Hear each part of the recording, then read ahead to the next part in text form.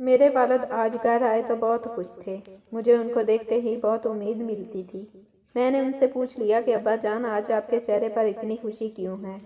آج ابا گھر آئے تو بہت پریشان لگ رہے تھے۔ انہوں نے کسی سے بھی بات نہیں کی اور سیدھا اپنے کمرے میں چلے گئے۔ میں ابا کے پیچھے پیچھے ان کے کمرے میں گئی تھی، کیونکہ وہ ایسے بھی کبھی گھر نہیں آتے تھے۔ آج وہ وقت سے پہلے گھر آ گئے تھے اور چہرے پر پریشانی کے اتنے آثار تھے کہ انہوں نے بیوی بچوں کو سلام بھی نہیں کیا اور فوراً اپنے کمرے میں چلے گئے۔ ایسے میں وہ اماں سے بھی بات نہیں کیا کرتے تھے، مگر میں ابا کے لیے ان کی پسندیدہ الائچی والی چائے بنا کر ان کے کمرے میں چلی گئی۔ مجھے دیکھ کر وہ خوش ہو گئے، پر پھر بھی بہت پریشان معلوم ہو رہے تھے۔ کہنے لگے، بیٹی آ کر میرے پاس بیٹھو، آج میں تم سے ایک بہت خاص بات کرنا چاہتا ہوں۔ میں سمجھی کہ شاید میں نے اب پھر کوئی امی کے بارے میں ایسی بات کر دی کہ ان کا دل دکھ گیا۔ اکثر اماں ایسا ہی کیا کرتی تھی، وہ سیدھا شکایت ابا کو ہی لگاتی تھی۔ مجھے اماں کی یہ عادت پسند نہیں تھی، پر آج ابا نے جو بات کی تھی وہ بہت ہی زیادہ مختلف تھی۔ کہنے لگے کہ بیٹی، یہ بات تو ویسے ماں کو بھی دست کرنی چاہیے، پر تمہاری ماں اس قابل نہیں ہے کہ وہ تم سے یہ بات کر سکے۔ میں باپ ہونے کی حیثیت سے یہ پوچھتے ہوئے کچھ عجیب سا لگتا ہوں۔ میں جانتا ہوں کہ حیا میں نہیں تھی۔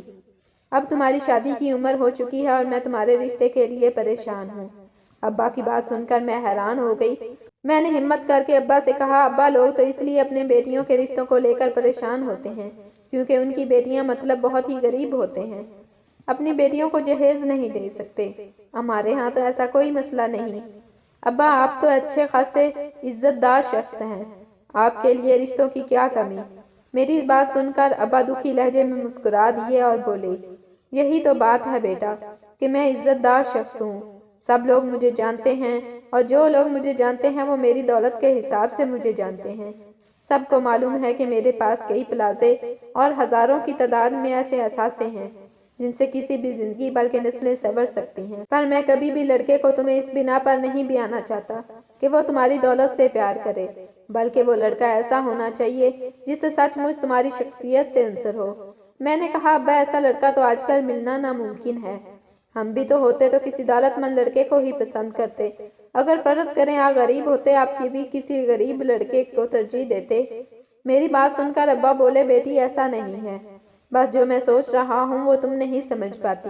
تمہاری والدہ کی یہ بات پتہ نہ چلے، لیکن آج میں تمہیں کہیں لے کر جاؤں گا۔ ابا نے گہرے سوچنے والے انداز میں کہا تو میں سوچ میں پڑ گئی کہ ابا اماں کو بنا بتائے بغیر مجھے کہاں لے جانا چاہتے ہیں۔ بہرحال میں نے ابا کی بات پر عمل کرتے ہوئے اگلی دن اپنی ماں کو یہ بات نہیں بتائی کہ میں کہاں جانا چاہتی ہوں۔ میں نے خاموشی اختیار کر لی تھی۔ اب پھر اگلے دن ابا نے مجھے اچھی طرح تیار ہونے کا حکم دیا۔ کہنے لگے کہ شوق کپڑے پہن کر چلنا، کسی اچھی جگہ پر کھانا کھائیں گے۔ میں حیران تھی کہ کوئی باپ اپنی بیٹی سے ایسا کیوں کہے گا کہ تم شوق سے کپڑے پہن کر چلنا۔ ابا مجھے کسی سے ملوانے جا رہے تھے۔ ایسا ہی ہوا تو میں نے سوچا تھا ابا مجھ سے کہنے لگے کہ میں تمہیں جہاں لے کر جاؤں گا وہاں پر ایک لڑکا بھی تم سے ملنے آئے گا۔ میں حیران ہو کر بولی۔ ابا منہ دیکھنے لگے۔ ابا بولے، بیٹا تم اس طرح مجھے نہ دیکھو، تمہاری والدہ بہت پرانے خیالات کی مالک ہیں۔ میں تمہیں ایسے لڑکے سے ملواؤں گا جو تمہیں شادی کے لیے پسند کرے گا اور تم اسے دیکھ لو گی، اس میں کوئی غلط بات نہیں ہے۔ اسلام بھی اس بات کی اجازت دیتا ہے کہ لڑکا لڑکی شادی سے پہلے ایک دوسرے کو ایک نظر دیکھ سکتے ہیں۔ میں نے کہا، ٹھیک ہے ابا، آپ میرے والد ہیں، میرے لیے کوئی غلط فیصلہ کر سکتے ہیں، پر میں کیا جانتی تھی کہ صاف نیت ہونے کے باوجود بھی میرے لیے زندگی کو عذاب بنا دیں گے۔ میں ابا کے ساتھ اس لیے بھی خوشی خوشی چلی گئی کہ وہ واقعی مجھے کسی لڑکے سے ملوائیں گے۔ سچ پوچھے تو شادی کا مجھے بھی بہت شوق تھا۔ میں اماں کی جھکیاں سن سن کر تنگ آ چکی تھی۔ وہ مجھے ہر بات پر یہی کہتی تھی کہ باپ کی دولت ہے، جتنا عیش کرنا ہے کر لو، اگلے گھر جاؤ گی تو بہت پچھتاؤ گی۔ میں اماں کی خطرناک بات سن کر اکثر ہی شادی سے ڈرنے لگتی، پر یہ ذمہ داری اب ابا نے اپنے ہاتھ لے لی تھی۔ سو میں خوش بھی تھی۔ مجھے صبح تیار ہوتے ہوئے اماں نے نہیں دیکھا تھا، سو میں خوب بھڑکیلے کپڑے پہن کر ابا کے ساتھ آئی تھی۔ ابا بہت خوش تھے، بولے کہ بیٹا تم ہمیشہ بہادر رہنا، کبھی کسی سے نہیں ڈرنا۔ ابا باتیں کرتے کرتے اسی ہوٹل کے آگے رک گئے جہاں پر انہوں نے میرے ساتھ کھانا کھانا تھا۔ ہوٹل بڑا ہی شاندار تھا۔ ہم لوگ اندر گئے۔ مجھے اکثر ٹھنڈا کھانے سے الرجی ہو جاتی تھی، میں میٹھا بھی نہیں کھاتی تھی۔ ابا بولے کہ یہاں بہت ہی لذیذ قسم کا گوشت ملتا ہے، تم وہ گوشت کھاؤ گی؟ تو بہت زیادہ خوش ہو گئی۔ میں ابا کی باتیں بیٹھی سن ہی رہی تھی۔ خیر ہم دونوں ہوٹل میں جا کر ٹیبل پر بیٹھے تو ایک ہماری طرف آیا۔ اس نے ٹھنڈا پانی لا کر رکھا تو ابا بولے بیٹے تم اس ہوٹل میں نہیں آئے ہو، ورنہ یہاں کے سبھی ملازمین کو پتا ہے کہ میری بیٹی کو کولڈ الرجی ہے، وہ ٹھنڈی چیزیں نہیں پیتی۔ پھر ابا نے اسے وہ ٹھنڈی بوتل واپس لے جانے کا کہا۔ لڑکے نے ایک نظر میری طرف دیکھا اور پھر وہاں سے چلا گیا۔ میں نے دیکھا اس لڑکے نے بہت منہ بنایا ہوا تھا، اس کو یہ بات بری لگی تھی اور ظاہر ہے کچھ اصول ہوتے ہیں ان لوگوں کو پیروی کرنا ہی پڑتی ہے۔ وہ کچھ بولا نہیں تھا پر اس کا مزاج بہت خراب لگ رہا تھا۔ بہت ہی عجیب طریقے سے اس نے مجھے دیکھا، جس پر میں نے اسے کہا کچھ نہیں، پر نہ جانے کیوں اس کی آنکھوں میں عجیب سے تاثرات تھے۔ اب یہ بات چل ہی رہی تھی کہ ایک اور لڑکا ہوٹل میں داخل ہوا۔ ابا اس کی طرف دیکھتے ہی اٹھ کھڑے ہوئے۔ میں نے دیکھا اس نے بھی ویٹر والا ہی لباس پہنا ہوا تھا۔ وہ بہت مختلف لگ رہا تھا اور ابا سے گلے ملا۔ اس نے میری طرف دیکھا اور بولا یہ ہیں آپ کی بیٹی مدیحہ۔ ابا نے میری طرف دیکھ کر کہا ہاں بیٹا، میں نے اسے ہی تم سے ملوانا چاہتا تھا۔ میں ابا کو دیکھ کر حیران ہوئی۔ ابا اس لڑکے سے گلے مل رہے تھے، بار بار اسے کہہ رہے تھے کہ تم میرے بیٹے ہو، جس سے مجھے اندازہ ہو گیا کہ یہ وہی لڑکا ہے جس کے ساتھ ابا مجھے بیانا چاہتے ہیں، اس لیے مجھے ملوایا بھی ہے۔ ہم لڑکیاں تو ایک ہی لڑکے کے لیے زندگی بھر کا ساتھ سوچتی ہیں۔ میں نے بھی ایسا ہی کیا تھا۔ اس لڑکے کو دیکھ کر ہزاروں خواب بننے لگی، کیونکہ وہ ستمگر بھی بہت خوبصورت معلوم ہوتا تھا۔ اسے دیکھ کر لگتا جیسے وہ کوئی انسان نہیں بلکہ تراشا ہوا دیوتا ہو۔ میں اسے دیکھتی ہی رہ گئی تھی۔ ابا نے مجھ سے بہت بار کہا کہ تم اس سے بات کرو، یہ موہد ہے، یہ بہت زیادہ نفیس طبیعت کا مالک ہے۔ میں ابا کی باتیں بس سنتی گئی، پر وہ لڑکا مجھے کچھ عجیب اور پراسرار بھی لگ رہا تھا۔ اس نے مجھ سے زیادہ بات چیت نہیں کی تھی، وہ زیادہ تر ابا کی باتیں ہی سن رہا تھا، جبکہ میں ان دونوں کو دیکھ رہی تھی۔ لیکن مجھے ابھی تک اس بات پر حیرت ہو رہی تھی کہ ابا نے میرے لیے ایک ویٹر ہی کو کیوں چنا۔ مجھ میں کس چیز کی کمی تھی؟ تھوڑی دیر باتیں کرنے کے بعد وہ کہنے لگا، اگر آپ مناسب سمجھے تو میں اپنی والدہ کو آپ کے گھر بھیجوں گا۔ ابا نے میری طرف دیکھ کر کہا، پہلے میں اپنی بیٹی کی مرضی پوچھوں گا، پھر آپ کو بتاؤں گا۔ لڑکے نے ایک چڑتی سی نظر مجھ پر ڈالی اور وہاں سے چلا گیا۔ مجھے اس کی یہ قاتل ادائیں پسند آ گئی تھی۔ اس کے جانے کے بعد ابا نے مجھ سے میری رائے پوچھی۔ کہنے لگے، بیٹی تم کیا کہتی ہو؟ کیا یہ لڑکا تمہیں پسند آیا ہے؟ میں نے فوراً سے ہاں میں سر ہلا دیا۔ میں نے کہا ہاں نہ، یہ بہت ہی سادہ ذہین اور لائق لگ رہا تھا۔ اس کی باتوں سے لگا کہ یہ بہت ہی عمدہ، کہ یہ بہت زیادہ ہمدرد بھی ہے۔ میری بات سن کر ابا ہنس دیے اور بولے، تم نے ابھی سے اسے اپنے ہونے والے شوہر کی تعریفیں شروع کر دی ہیں۔ ابا کی یہ بات سن کر میں تھوڑی شرمندہ ہوئی، سو میں خاموش ہو گئی۔ ابا واقعی مطمئن اور خوش لگ رہے تھے۔ تقریباً 3-4 گھنٹے کے بعد جب ہم گھر واپس لوٹے تو میری والدہ بہت غصے میں تھی۔ بولی کہ مجھے سب پتا ہے، تم لوگ کہاں گئے تھے؟ اپنی اماں کی باتیں سن کر مجھے بہت ڈر لگ رہا تھا کہ کہیں انہیں یہ بات پتہ لگ گئی تو میرے لیے قیامت آ جائے گی۔ اماں مجھے دن کو سمجھانا شروع کریں گی اور رات سے صبح ہو جائے گی، پھر ان کا لیکچر ختم نہیں ہوگا۔ میں نے ابا سے چپکے سے یہ بات کہہ دی تھی کہ اماں کو اس بارے میں ذرا بھی بھنک نہیں پڑنے دینا۔ جب رشتہ پکا ہو جائے گا تب اماں کو بھی بتا دیں گے۔ میری والدہ ایک روایتی قسم کی خاتون تھیں۔ محبت کی شادی تو دور کی بات، غیر لڑکے لڑکی کے ساتھ کھڑے ہونے کی بھی بہت برا مانتی تھیں۔ میرے ابا روشن خیال کے مالک تھے، اس لیے انہیں ان چیزوں سے کوئی فرق نہیں پڑتا تھا، اور ظاہر ہے جو ابا کے پاس میرے لیے رشتہ مانگنے آیا تھا وہ اتنا بھی برا تو نہیں ہوگا۔ ابا نے کچھ سوچ سمجھ کر ہی اسے میرے لیے بلایا ہوگا۔ حیرت یہ تھی کہ وہ صرف ایک ویٹر تھا، میں بلا ویٹر سے کیسے شادی کرتی؟ ابا نے گھر آتے ہی مجھے اپنے کمرے میں بلایا اور کہنے لگے، اب بتاؤ بیٹی، تمہیں وہ لڑکا کیسا لگا؟ اس کا نام موہد ہے۔ میں نے کہا، ابا نام تو میں نے کیا کرنا ہے، لیکن مجھے اس کی شخصیت بہت معصوم لگی، وہ ایک شریف انسان معلوم ہوتا ہے۔ ابا نے میرے سر پر بوسہ دیتے ہوئے کہا، بس بیٹی میں یہی چاہتا تھا کہ تم بھی اس رشتے کے لیے ہاں کر دو۔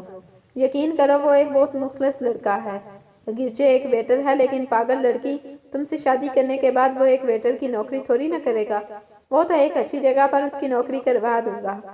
میں تو وہ ویسا کرے گا، لیکن ابھی وہ نہیں جانتا تھا۔ باقی بات سن کر میں پریشان ہو گئی۔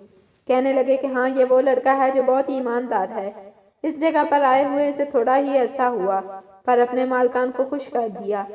میں نے ابا کی باتیں سننے میں مہر تھی، پتہ ہی نہیں چلا کہ کب رات ہو گئی اور اماں میرے کمرے میں داخل ہوئی۔ میں ابا کے پاس بیٹھی باتیں کر رہی تھی، اماں جی کو غصہ آ گیا، مجھ پر چلاتے ہوئے بولی کہ تم کہاں گئی تھی؟ میں نے کہا، اماں میں نے کہاں جانا ہے، چھوٹے موٹے سے زیورات لینے گئی تھی۔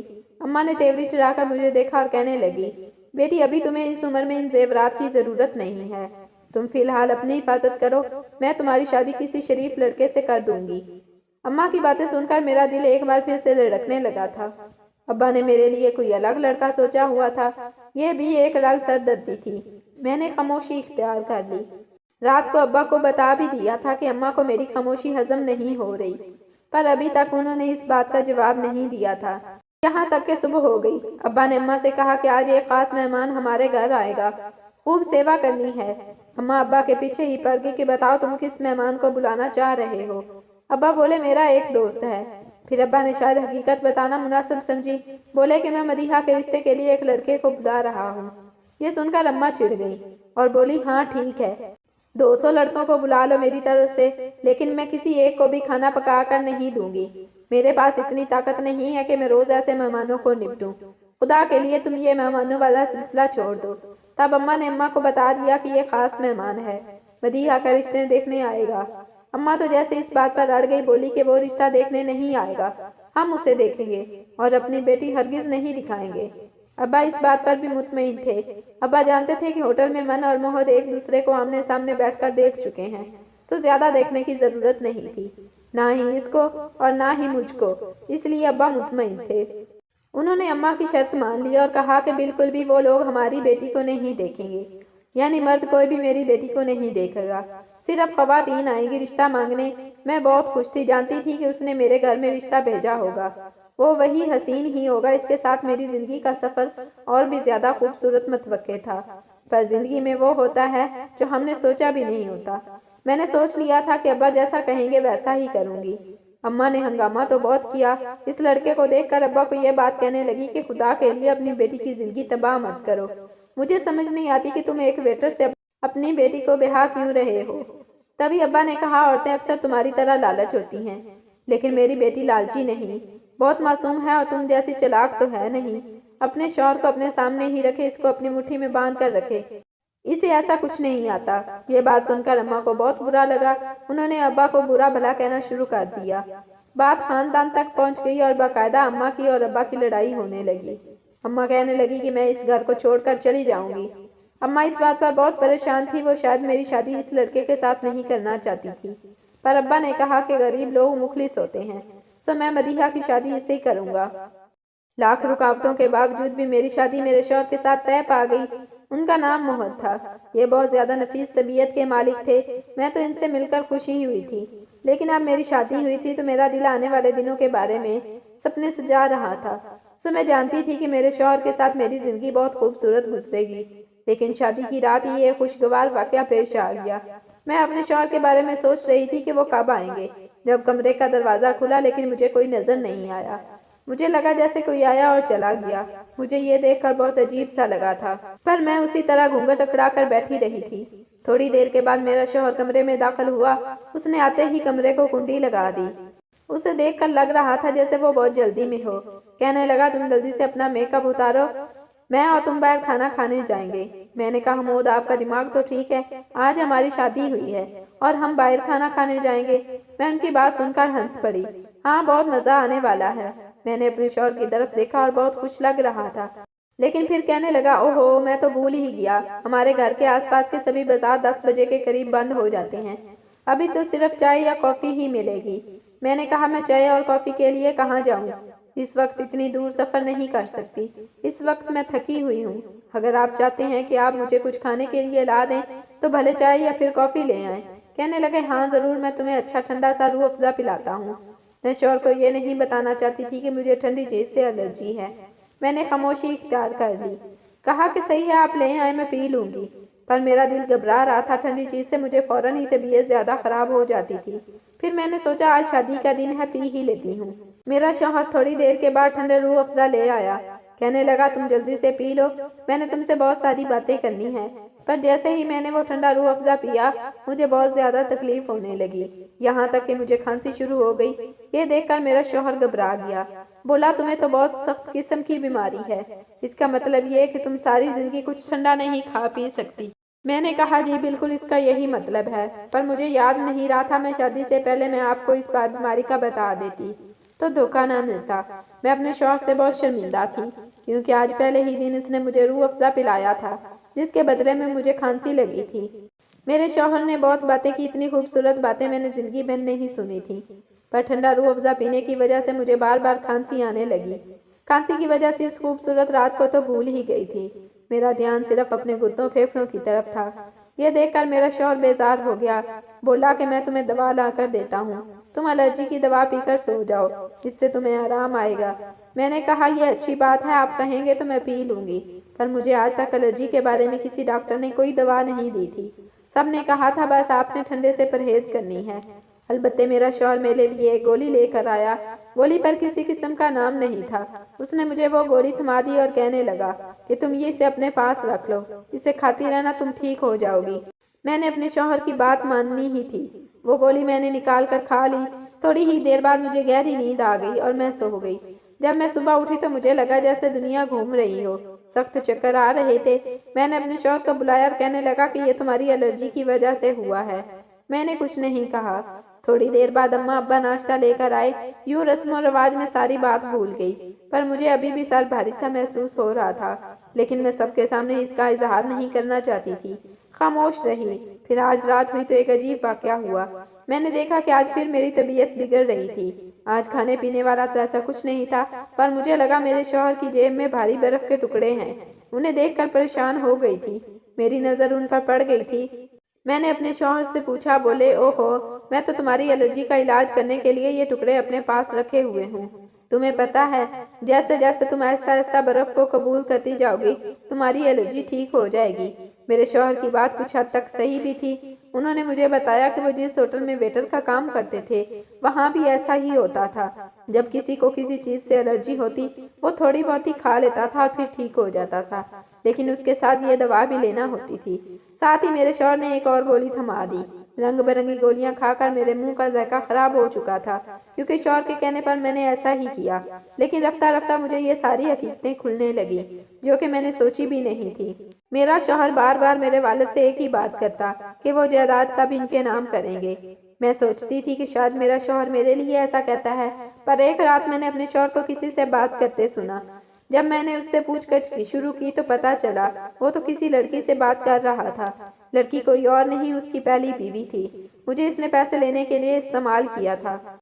मेरे अब्बा पैसे क्या, वो एक नई जिंदगी अपनी पहली बीवी के साथ शुरू करना चाहता था। इस बात में जितना मुझे दुख दिया वो मैं सोच भी नहीं सकती थी। मैंने सोचा था कि शायद ये शख्स मेरे साथ मुखलिस होगा, क्योंकि ये गरीब है, पर वो गरीब होने के साथ साथ एक नहायत खबीस तबीयत का मालिक था। मैंने अपने शौहर से तलाक ले ली।